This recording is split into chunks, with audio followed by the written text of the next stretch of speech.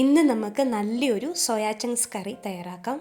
അതിനായി soya chunks കഴുകി വൃത്തിയാക്കി 10 മിനിറ്റ് തിളച്ച വെള്ളത്തിലിട്ടതിന് ശേഷം ഡ്രെയിൻ ചെയ്ത് കട്ട് ചെയ്തെടുത്ത് വെച്ചിട്ടുണ്ട്. ഇനി ഒരു പാൻ അടുപ്പത്ത് വെച്ച് അതിലേക്ക് ഓയിൽ ഒഴിച്ചു കൊടുക്കാം. ഞാനിവിടെ സൺഫ്ലവർ ഓയിലാണ് എടുത്തിരിക്കുന്നത്. ഓയിൽ നന്നായിട്ട് ചൂടായിട്ട് വരുമ്പോൾ 1 ടീസ്പൂൺ ഇഞ്ചി ചേർത്ത് കൊടുക്കാം. അതുപോലെ 1 ടീസ്പൂൺ വെളുത്തുള്ളിയും കൂടെ ചതച്ച് ചേർത്ത് കൊടുക്കാം. ഇത് ചെറുതായിട്ടൊന്ന് മൂത്ത് വരുമ്പോൾ 3 സവോള ചെറുതായിട്ട് അരിഞ്ഞത് ഇതിലേക്ക് ചേർത്ത് കൊടുക്കാം. നമ്മുടെ ഗ്രേവിക്ക് നല്ല തിക്നെസ് കിട്ടാൻ വേണ്ടിയാണ് 3 സവോള ചേർത്ത് കൊടുക്കുന്നത്. കൂടെ തന്നെ കറിവേപ്പിലയും ഉപ്പും കൂടി ചേർത്ത് കൊടുക്കാം. സവോള നന്നായി തന്നെ ഒന്ന് വഴറ്റിയെടുക്കണം. നല്ല ബ്രൗൺ കളറാകുന്നവരെ വഴറ്റിയെടുത്തതിന് ശേഷം ഇതിലേക്ക് പൊടികൾ ചേർത്ത് കൊടുക്കാം. 1/4 ടീസ്പൂൺ മഞ്ഞൾപ്പൊടി, 2.5 ടേബിൾ സ്പൂൺ മല്ലിപ്പൊടിയാണ് കേട്ടോ ചേർത്ത് കൊടുക്കുന്നത്. അതുപോലെ 1.5 ടേബിൾ സ്പൂൺ മുളക് പൊടി, 1 tablespoon meat masala, 1 teaspoon garam മസാലപ്പൊടി ഇത്രയും ചേർത്ത് കൊടുത്ത് പൊടികളുടെ പച്ചമണം മാറുന്നവരെ ഒന്ന് വഴറ്റിയെടുക്കാം.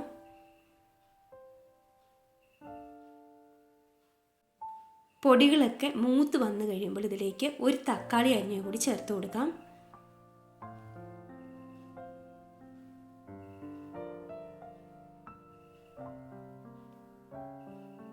ഇനി ഇതിലേക്ക് നമ്മൾ എന്തേലും ഗ്രേവി വേണോ അതിനനുസരിച്ച് ചൂടുവെള്ളം ഒഴിച്ചു കൊടുക്കാം. വെള്ളമൊക്കെ ഒഴിച്ചു കൊടുത്തതിന് ശേഷം അടച്ചു വെച്ച് ഒന്ന് തിളപ്പിച്ചെടുക്കാം. നന്നായിട്ട് തിളച്ച് തക്കാളിയൊക്കെ ഒന്ന് ഉടഞ്ഞു വരുമ്പോൾ അതിലേക്ക് നമ്മൾ നേരത്തെ കഴുകി കട്ട് ചെയ്ത് വൃത്തിയാക്കി വെച്ചിരുന്ന സോയാ ചങ്ക്സും കൂടി ചേർത്ത് കൊടുക്കാം. ഇനി അധിക സമയമൊന്നും വെച്ചൊന്നും വേവിക്കേണ്ട ആവശ്യമില്ല. ഒരു 5 മിനിറ്റ് അടച്ചു വെച്ച് വേവിച്ചാൽ മതിയാവും. ഇനി ഗ്രേവി വേണമെങ്കിൽ അതിലേക്ക് നമുക്ക് കുറച്ച് വെള്ളം കൂടി ചേർത്ത് കൊടുക്കാം. കുറച്ച് ഉപ്പിൻ്റെ കുറവുണ്ടായിരുന്നു, അതും കൂടി ചേർത്ത് കൊടുത്ത് കുറച്ച് വെള്ളവും കൂടി ചേർത്ത് കൊടുത്ത് നമുക്കിതൊന്ന് അടച്ചു വെച്ചൊന്ന് വേവിച്ചെടുക്കാം.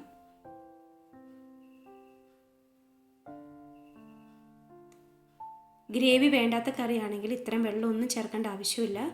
നമുക്ക് ഡ്രൈ ആയിട്ട് തന്നെ ഉലർത്തിയെടുക്കാം. ഒരു 5 മിനിറ്റ് കഴിയുമ്പോഴത്തേക്ക് ഞാൻ തുറന്നു നോക്കിയിട്ടുണ്ട്. നന്നായി തന്നെ സോയാ ചങ്ക്സ് ഒക്കെ വെന്ത് വന്നിട്ടുണ്ട്. അങ്ങനെ നമ്മുടെ കറി ഇവിടെ റെഡിയായി വന്നിട്ടുണ്ട്. അപ്പത്തിൻ്റെയും ചപ്പാത്തിയുടെയും പൊറോട്ടയുടെയും ചോറിൻ്റെയും ഒക്കെ കൂടെ കഴിക്കാൻ പറ്റിയ നല്ലൊരു കറിയാണ്. അപ്പോൾ ഇങ്ങനെ നിങ്ങൾ തയ്യാറാക്കിയിട്ടില്ലെങ്കിൽ തീർച്ചയായും ഒന്ന് ട്രൈ ചെയ്ത് നോക്കൂ.